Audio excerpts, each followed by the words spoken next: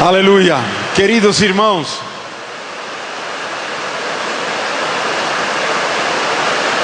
para nós, aqueles que estamos reunidos já por não sei quantos anos, com aquele grupo chamado Comunhão de Ministérios Translocais. 8 anos, 9, 10, quantos? 10? 20? 10 anos? 7? Muito bem, muitos anos.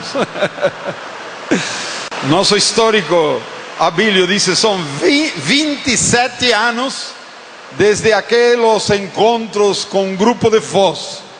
Depois, Deus acrescentou uma nova geração que estamos reunindo-nos nestes últimos, imagino que são como 10 anos já.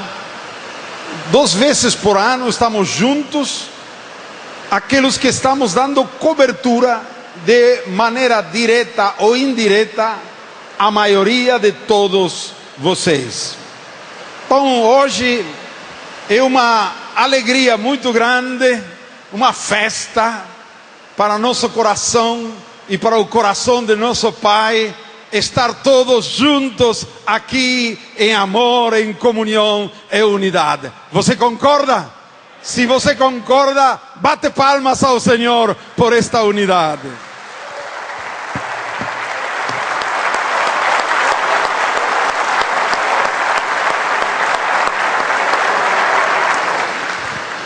Nos últimos 12 anos, Deus nos levou a entrosarmos com ministérios apostólicos de todo o mundo.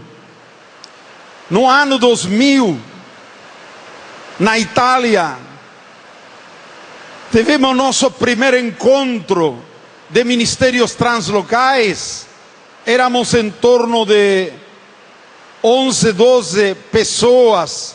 Aí estava Giovanni Traetino, que vocês já muitos conheceram, Ernest Comanapali, Pizza Nunard, estávamos também nós 3, Abílio, Christian e eu, naquele encontro. E de aí para frente, cada ano esse grupo foi reunindo e crescendo.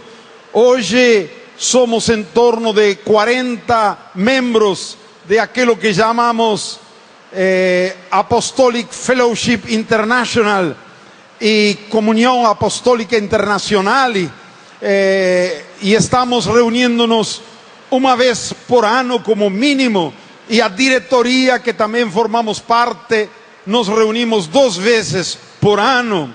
E foi maravilhoso ver que aquelas verdades que Deus tem revelado a nós, muitos anos, já mais de 40 anos para aqui, também tem revelado as mesmas coisas a outros irmãos em outros cantos do mundo, e uma confirmação, um enriquecimento, um crescimento, porque a graça diversa e as revelações de Deus vão completando a edificação da igreja, o corpo de Cristo no mundo todo.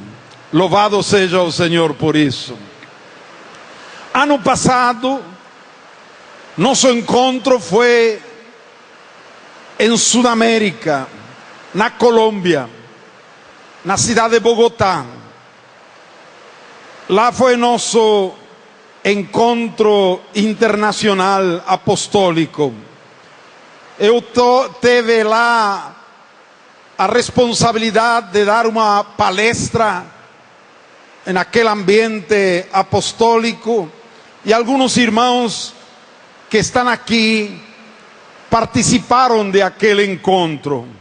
Ontem, quando nos reunimos, esse grupo menor, coordenadores de CMT, sugirieron que eu compartilhasse com vocês aquela palestra que teve que ministrar lá em Bogotá. Infelizmente, as apostilas estão em espanhol, porque foi decidido sobre a hora, mas vão ser traduzidas por Jamé. Onde está Jamé? E ele vai colocar no sítio. Como é, Jamé? Sai, vem aqui para... Você pode anotar, e você depois de 15 dias, pode ser, Jamé, 15 dias? Um mês? Não, em 3 dias está pronto. Servindocomapalvra.com.br www.servindocomapalvra.com.br 15 dias, se Deus quiser, está lá. Amém. Então você vai ter a apostila em seu próprio idioma. Então agora, ao mesmo preço, você vai aprender a palavra e vai aprender espanhol. Tá bem? Muito bem. O tema é o caminho da igreja até sua plenitude. Em espanhol, el camino de la iglesia hacia su plenitud. E o texto que vamos a iniciar, aí está em espanhol, mas você tem a Bíblia portuguesa ou brasileira e pode abrir em Oséias capítulo 6. Oséias capítulo 6. Vamos ler os primeiros 3 versículos. Oséias está no Antigo Testamento. Depois dos profetas maiores, o primeiro livro dos profetas menores, Oséias, depois de Daniel. Muito bem. Diz assim. Esqueci que este é o encontro de pastores. Desculpa. Estamos acostumados com a congregação, não, que não sabem onde fica Oséias. Me perdoa. Muito bem. Vinde e tornemos para o Senhor, porque Ele nos despedaçou e nos sarará. Fez a ferida e a ligará.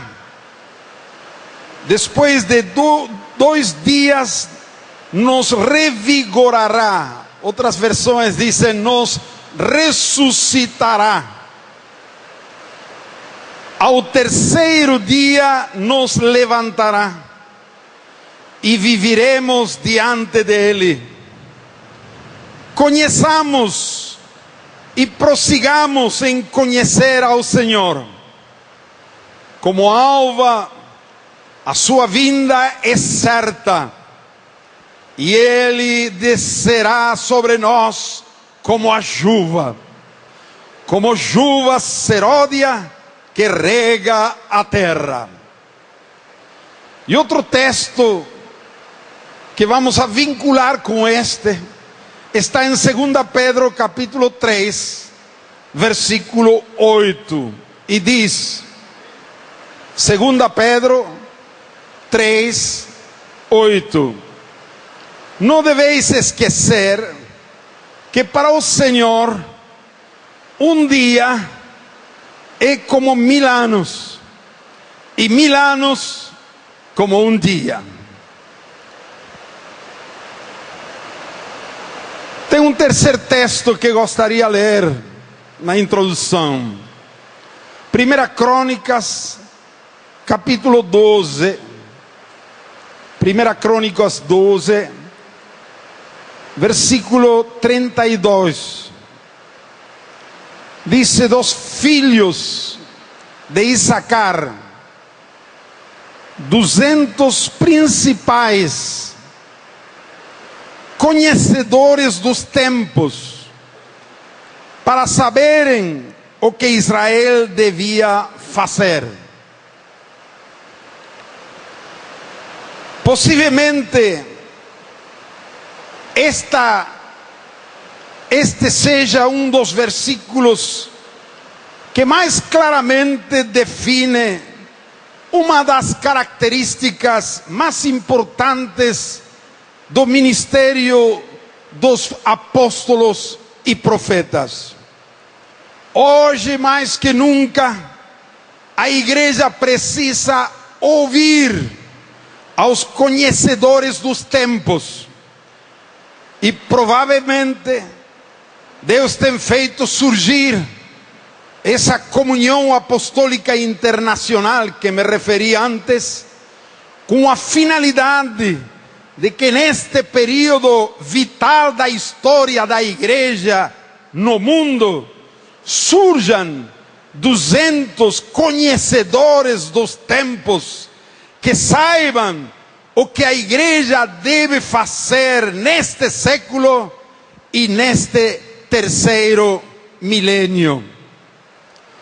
O tema da consulta apostólica do ano passado na Colômbia foi: olhemos ao futuro. A igreja do terceiro milênio.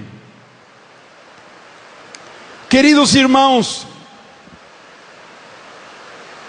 se você vê a inferência deste texto de Oséias: vinde, tornemos para o Senhor, porque Ele nos despedaçou e nos sarará, fez a ferida e a ligará, depois de 2 dias nos revigorará, ao terceiro dia nos levantará. Se um dia é como 1000 anos, e 1000 anos como um dia, a aplicação desta palavra poderia ser muito bem dirigida à igreja do terceiro milênio. No segundo milênio, que iniciou no ano 1001, a igreja mundial experimentou o ponto mais baixo e oscuro da sua história. Além da perda da espiritualidade, no ano 1054 ocorreu o grande cisma entre as igrejas de Oriente e Ocidente, com a excomunhão mútua recíproca entre católicos que aceitavam o papado de Roma sobre a Igreja Universal e as igrejas de Oriente que não aceitavam essa pretensão do bispo de Roma. Então se produz na igreja nominal o primeiro cisma importante a nível internacional. Na época, os líderes da igreja nominal se afundavam na sensualidade, a ambição pessoal, o poder, a ambição do poder, a ambição por as riquezas materiais e a opulência. A santidade estava ausente. E ainda que Deus sempre tive um remanente fiel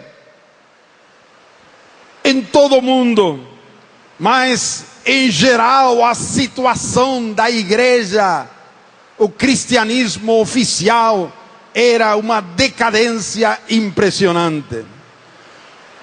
No século XVI, o intento dos reformadores em querer renovar a igreja concluiu com a excomunhão de Lutero e de outros.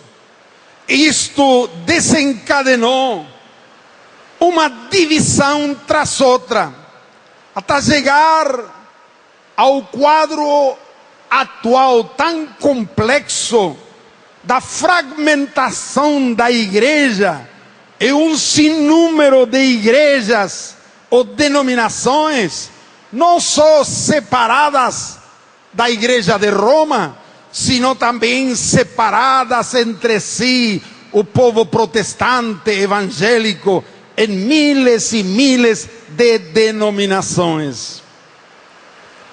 Os reformadores, buscando voltar à verdade da palavra, sem propor, romperam outra verdade absoluta e inegociável, estabelecida por os apóstolos do Novo Testamento. Qual é? A unidade indivisível do corpo de Cristo. Nós damos graças a Deus por todos aqueles princípios bíblicos e as riquezas espirituais que os reformadores recuperaram ao longo desses últimos 5 séculos e nos legaram.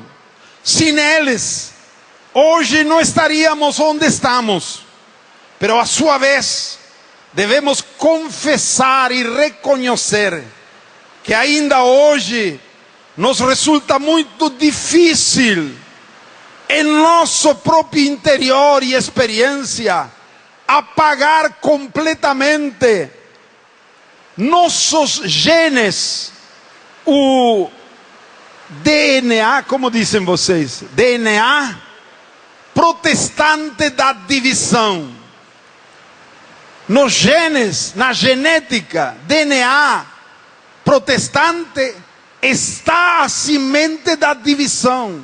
E ainda hoje estamos padecendo aquela divisão que está em nossa própria genética histórica.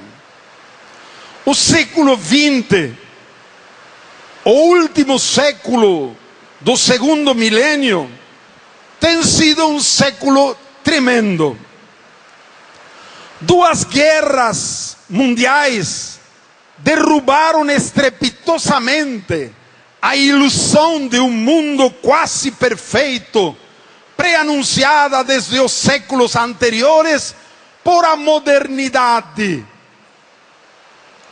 O século XX seria o século das luzes, o século onde a humanidade, por a força e o progresso do próprio homem, atingiria o nível máximo na sociedade, um mundo quase perfeito.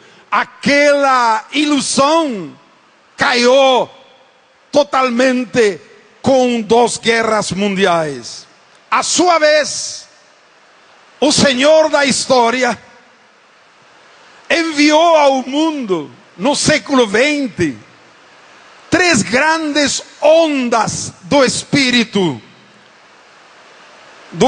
Santo sobre a igreja do mundo. E cada onda superando a onda anterior e incluindo nessa nova expressão. Na minha visão e fé, o século XX tem sido o prelúdio e a preparação para que o que Deus fará no terceiro milênio. Vamos falar disso mais à frente, mas vamos ver um momento essas 3 ondas do século XX, ondas do Espírito. Primeiro, o avivamento pentecostal, com um derramamento do Espírito, desde o mesmo início do século XX. O Senhor da história, conhecedor de todas as coisas de antemão, antes da Primeira Guerra Mundial, já enviou o Espírito Santo visitando a sua igreja. Amém?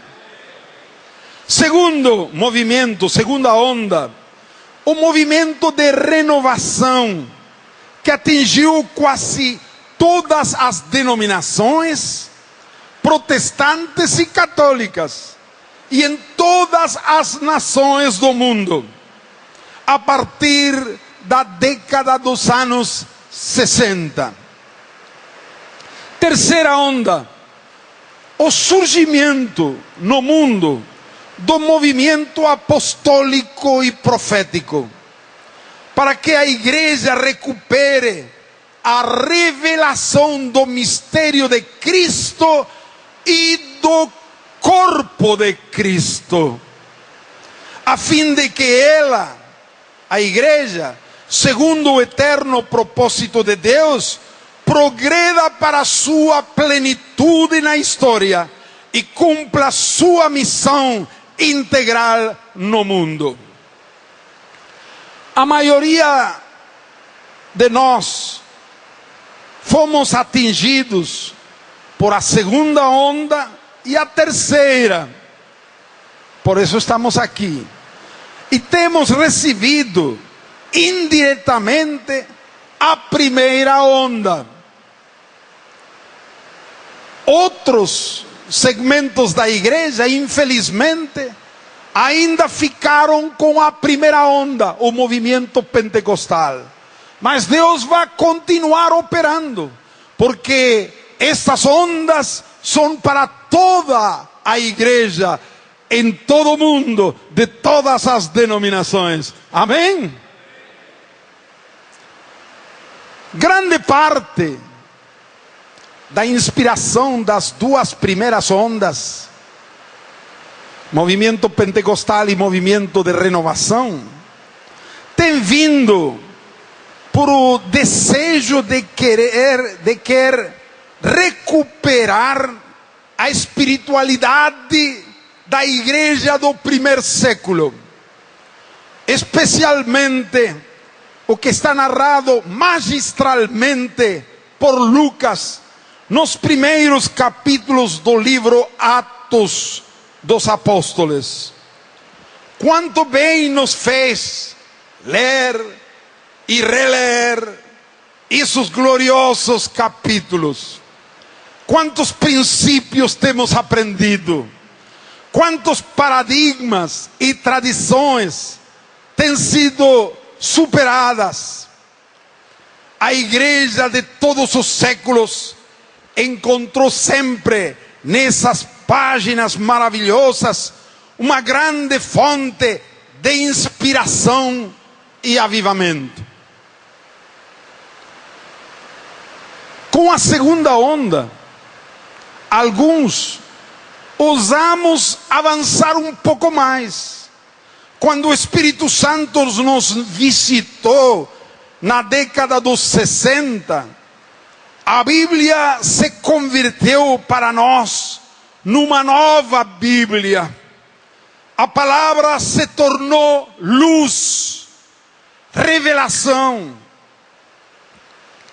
Começamos a redescobrir que o evangelho que Jesus e os apóstolos pregaram era o evangelho do reino.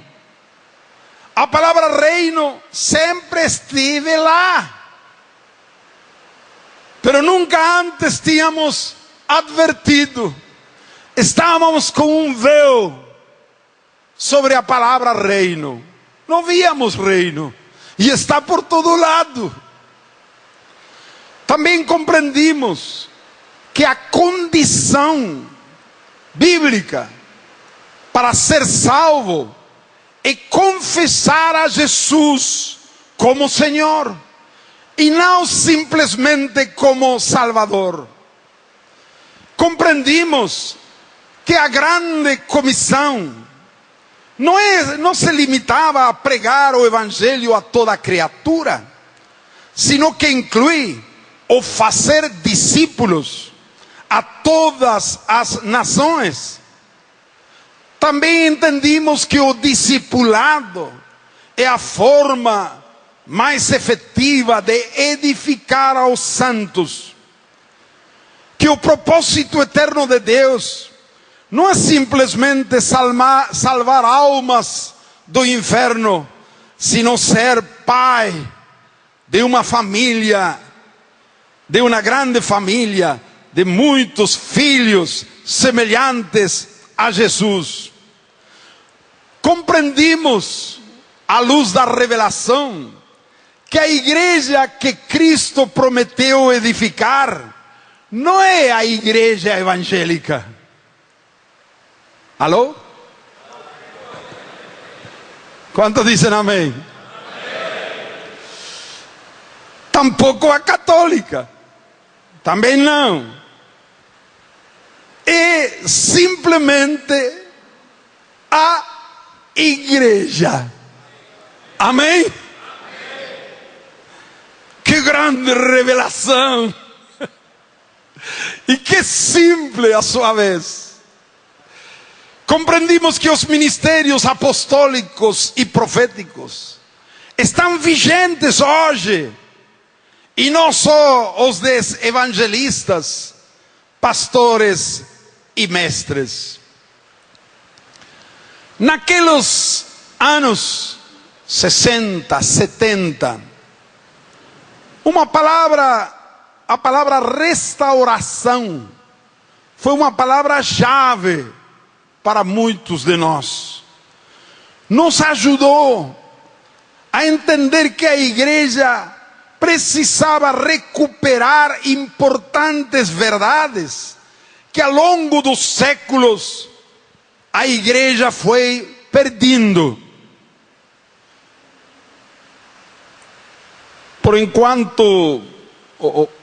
Porém, o conceito de restauração involuntariamente também nos condicionou e limitou. Vou explicar. Por extensão, começamos a falar da restauração da igreja. Pero anos depois, compreendimos que Jesus nunca declarou: eu restaurarei a minha igreja. Nunca falou isso. O que falou? Eu edificarei minha igreja.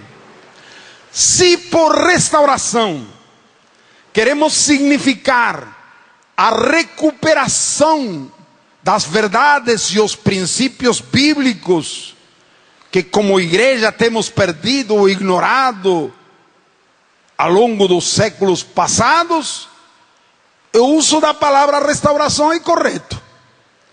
Pero se ao falar da restauração pretendemos voltar a ser em todo como as igrejas do primeiro século, o enfoque ou a palavra não é a adequada.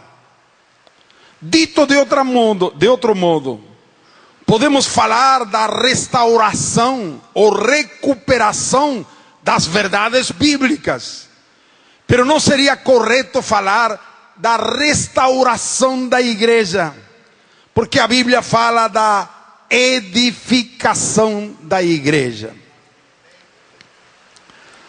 Lembremos, queridos, que muitas igrejas dos dias do Novo Testamento eram bastante problemáticas. Às vezes idealizamos, só pensamos a igreja do primeiro século com capítulo 2, 3 e 4 de Atos. Mas tenha presente tudo que acontecia. Os coríntios eram carnais, estavam divididos. Os gálatas queriam voltar à lei. Em Éfeso havia uma ameaça de divisão entre os cristãos gentios e os cristãos judeus. Por isso escreveu Paulo essa epístola. Das 7 igrejas de Ásia, poucas constituem um bom exemplo para nós. Tem 1 ou 2. As outras,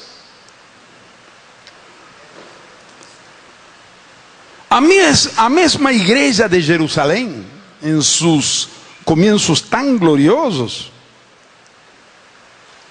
não queria sair de Jerusalém.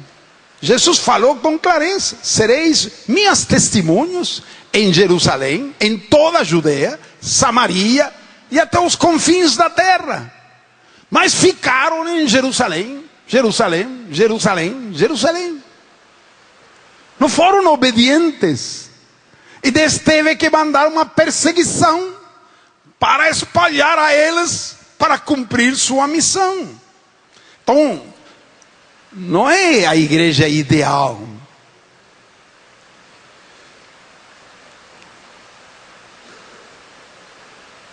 Em conclusão,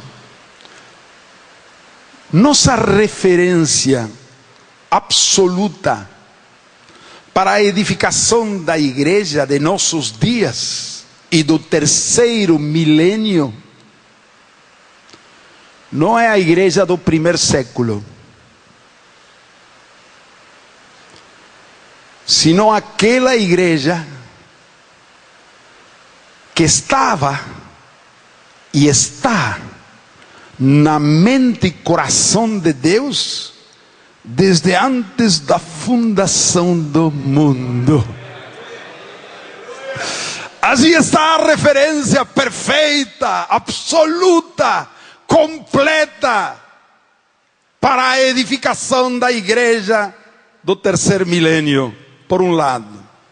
E por outro lado, é a igreja que está profetizada, que vai ser ao final dos tempos, antes do retorno de Jesus Cristo à terra. E está tudo escrito aqui na palavra. Essas são as duas referências absolutas: a igreja do passado remoto, antes da fundação do mundo, e a igreja do futuro, que está profetizado que vai ser antes do retorno de Cristo. Pois, e as duas são coincidentes, concordantes. As duas são concordantes. A igreja finalmente será plenamente, completamente aquilo que Deus se propôs ter antes da fundação do mundo, aqui na terra. Louvado seja o nome do Senhor. Bom, esse é o meu tema. Já passamos a introdução. Você agora compreendeu onde vamos a desenvolver esse tema. Então, vamos na primeira parte, falar sobre nossa referência absoluta no passado remoto. Nossa primeira referência absoluta para a edificação da igreja é o projeto eterno de Deus.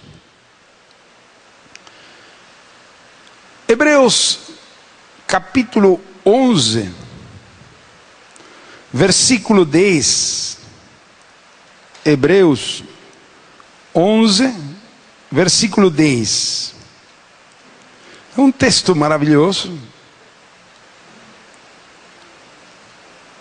Disse assim, falando de Abraão: porque aguardava a cidade que tem fundamentos, da qual Deus é o arquiteto e edificador. Uma cidade que tem fundamentos.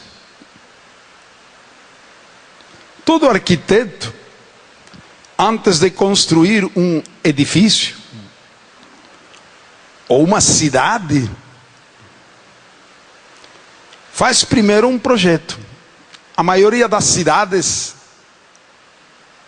nascem e crescem de um modo muito assim espontâneo. Por exemplo, São Paulo.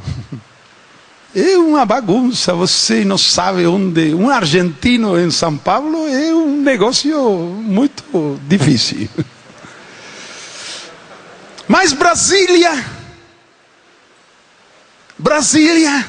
foi desenhada previamente. É verdade que ao longo dos anos, agora já também tem outros bairros que foi também crescimento, mas Brasília foi tudo desenhado quando não havia nada. É diferente. Aqui fala de uma cidade da qual Deus é o arquiteto e edificador.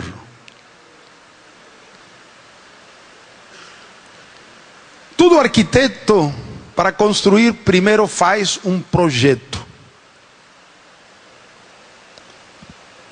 Antes de fazer o projeto, deve ter muito claro qual é o propósito desse edifício ou dessa cidade. Brasília foi desenhada para ser, como chamam? Capital. O governo estaria aí no Planalto. Isso foi o propósito. Segundo o propósito, faz o projeto. Se vai desenhar um hospital, uma escola, uma morada, são propósitos diferentes e todo desenho é segundo aquele propósito. O projeto especifica todos os aspectos da obra que vai construir: seus fundamentos, suas colunas, suas paredes, suas portas, janelas, absolutamente tudo. Até os mais mínimos detalhes. Tudo está indicado. As dimensões, formas, materiais, qualidade dos materiais. Num projeto gigantesco, as plantas, Abílio, plantas, desenhos, plantas, são folhas e folhas e folhas e folhas, impressionante. Com suas especificações, muito mais ainda quando trata-se da construção de uma cidade. Para explicar este projeto, para introduzir, não explicar, introduzir este projeto, eu não encontrei melhores palavras que as que escreveu Silvia, minha esposa. E está aqui, neste livro, O Projeto do Eterno, estudio sobre a Epístola aos Efésios, porque a planta completa está em Efésios. Também tem outras partes da Bíblia, mas Efésio é especificamente isso. Silvia escreveu o prólogo deste livro. Em verdade, não escreveu como prólogo. Ela já tinha escrito isto. Eu, quando li, disse: isto é um prólogo maravilhoso. Melhor não pode ser para meu livro sobre Efésios. Vou ler alguns parágrafos. Silvia escreve assim. Felizmente aqui estou com a versão portuguesa. Facilita.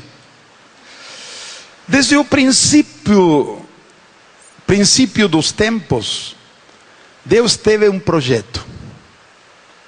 Muitas vezes temos falado acerca dele. Deus quer uma família de muitos filhos semelhantes a seu filho Jesus. Porém, geralmente, não temos ideia real de suas dimensões, de tudo que ele implica e abrange. Se trata do projeto de Deus, do único plano de anos e anos, que convergem todos os seus desejos, intenções, propósitos e poder. Dentro dele se junta a mesma história da humanidade, ainda que com os múltiplos desvios e tentativas de detê-lo por homens influenciados pelas forças do mal. Nada fica fora deste projeto de Deus. E cada um de nós está incluído em seu plano. Tem um lugar e algo a fazer para cumprir o que Deus tem através dos anos. Não há muitos planos. Não há muitas propostas. É um grande projeto que Deus determinou levar até o fim desde o passado, antes do todo existir. E continua sendo assim até hoje. Nós podemos aderir a seu plano, entendê-lo, abraçá-lo, fazê-lo acontecer, ou ficamos ao margem, perseguindo projetos pessoais, correndo atrás de certas percepções ministeriais, que na realidade desembocam naquilo que Deus aponta.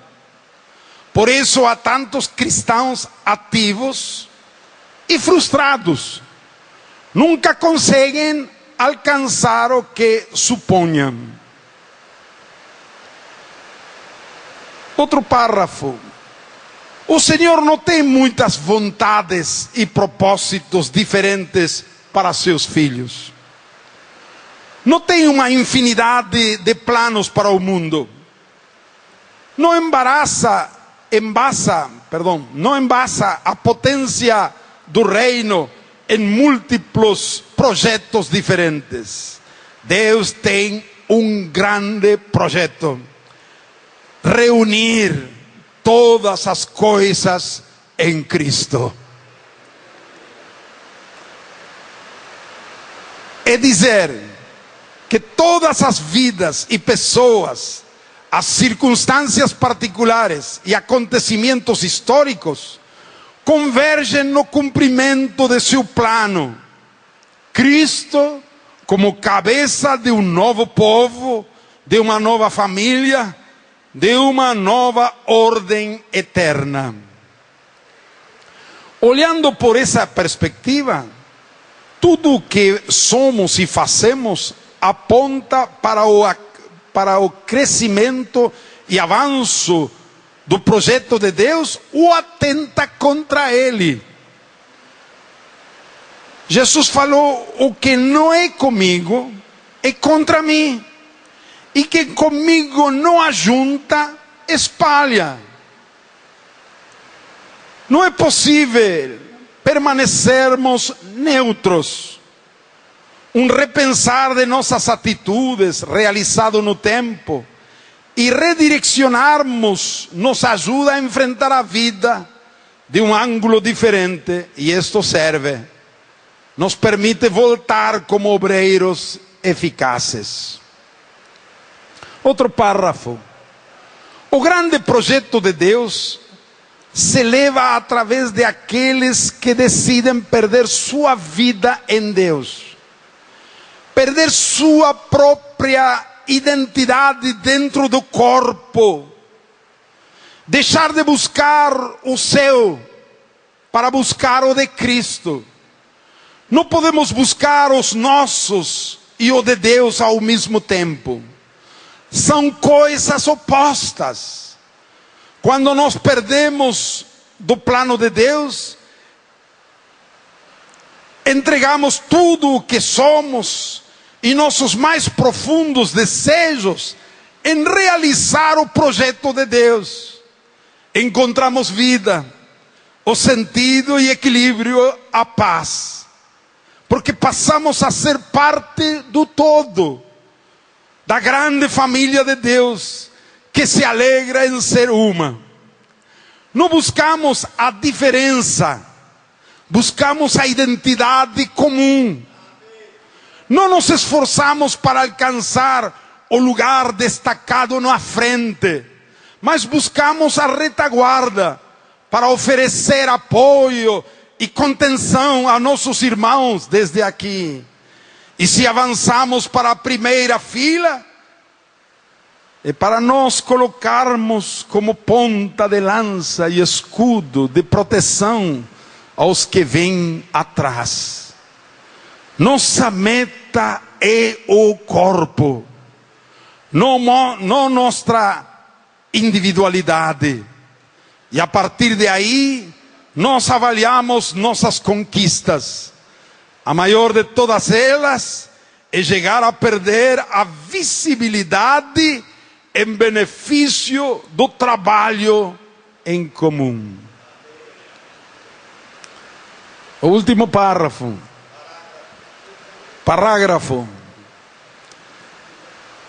Deus não se propôs a realização de um projeto temporal, com data de vencimento, sino eterno, transcendente, perene, parte da eternidade passada, atravessa a história para dirigir-se à eternidade futura. E no cumprimento dos tempos, reunir-los todos em Cristo. Não como um final, porque em Deus não há finais, sino como realização da plenitude de plenitudes, que uma vez alcançada se manterá para sempre. E nela teremos parte também nós. Por que não aderir a este projeto agora? Focando com clareza a nossa visão, para coadjuvar a seu cumprimento e realização. Só deste modo alcançaremos um sentido transcendente da vida. Só assim poderemos elevar-nos por sobre o transitório e temporal, para dar à nossa existência valor de eternidade. Você vê que minha esposa é uma boa escritora, mas além disso, ela é profeta. Porque não é possível com sabedoria humana captar, escrever estas coisas. Ela tem revelação. Louvado seja o Senhor.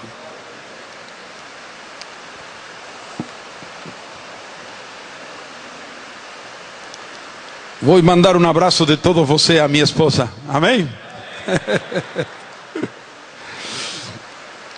Queridos irmãos, este grande, majestuoso, eterno projeto de Deus pode se resumir em uma só palavra. Uma só. Sim. Este grande projeto podemos resumir com uma palavra, uma só. A palavra é igreja. Amém? Fala com teu irmão, igreja.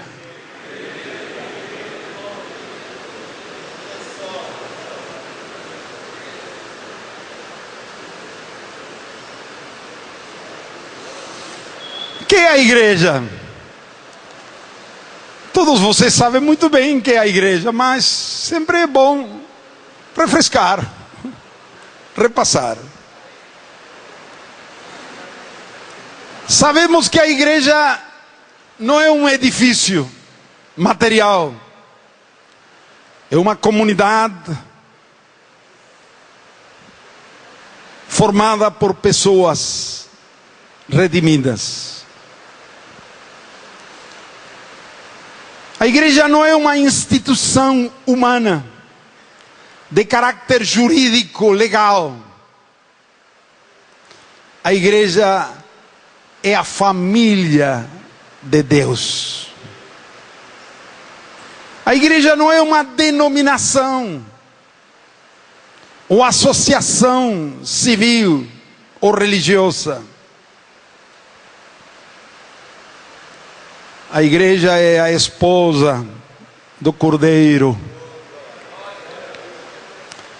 A igreja não é propriedade de nenhuma pessoa ou grupo de pessoas.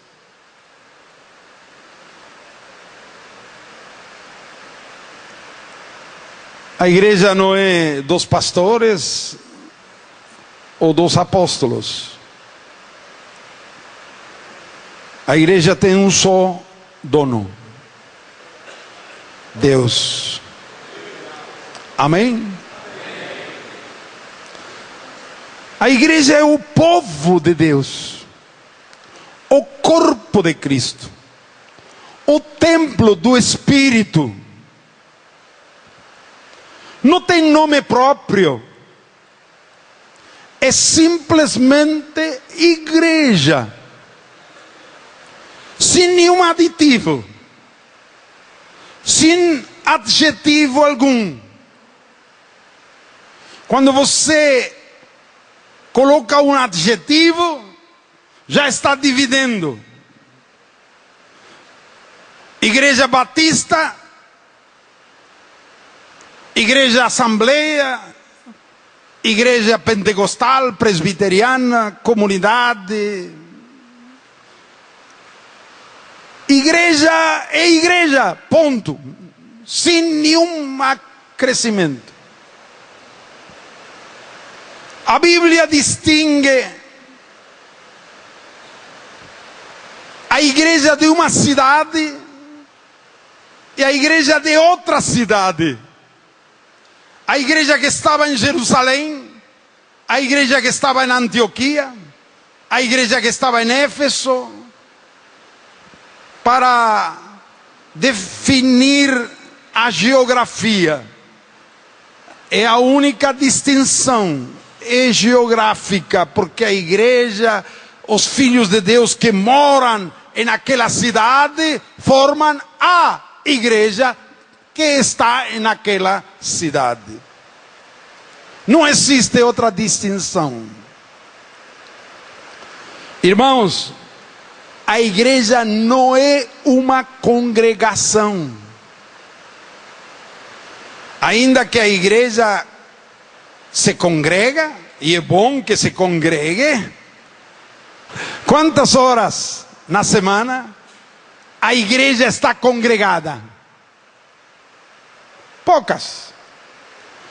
Quando se descongrega, vai para a sua casa, trabalho, segunda-feira, terça-feira, quarta, terça-feira, quarta, quinta. Não somos igreja? Então o que nos define como igreja não é o fato de congregar-nos.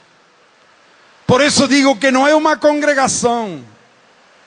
Nós seguimos sendo igreja às 24 horas do dia e todos os dias da semana.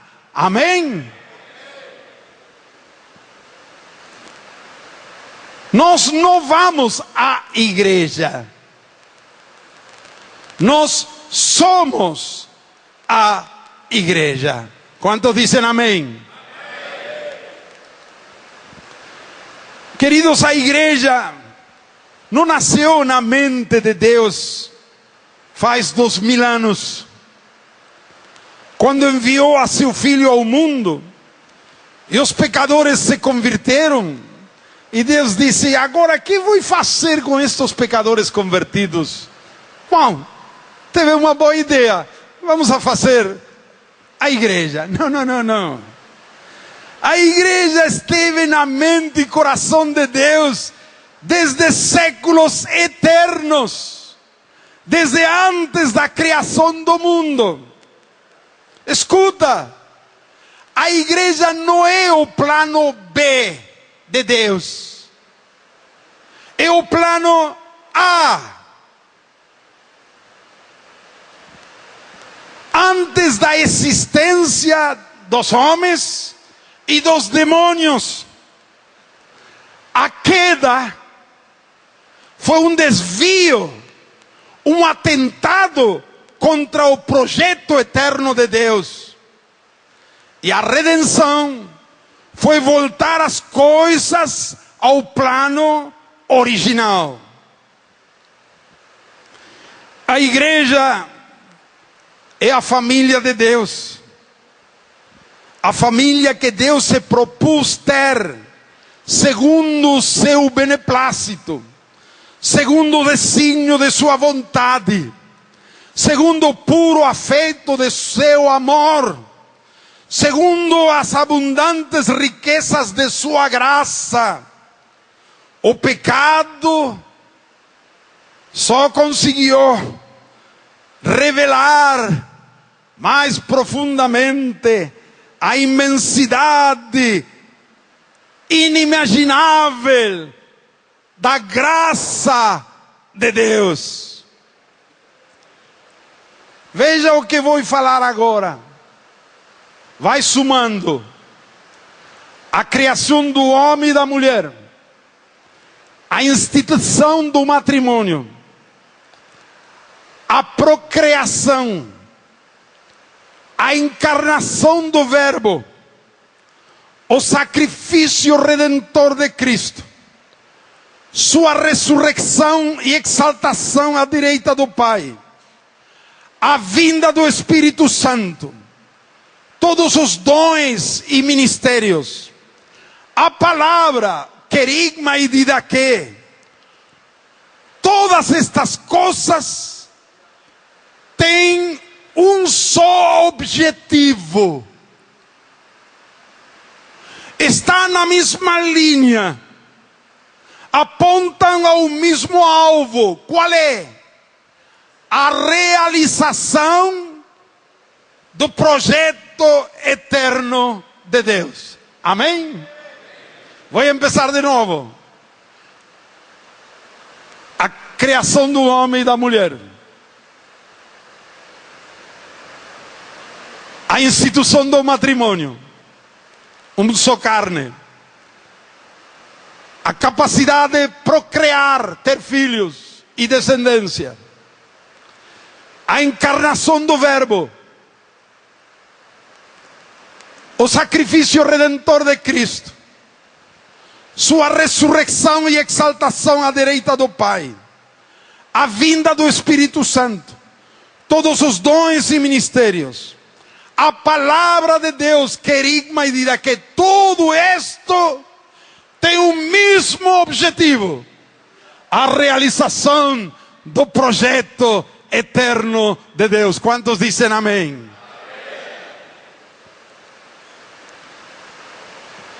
Este projeto eterno, que é a igreja, tem um propósito eterno.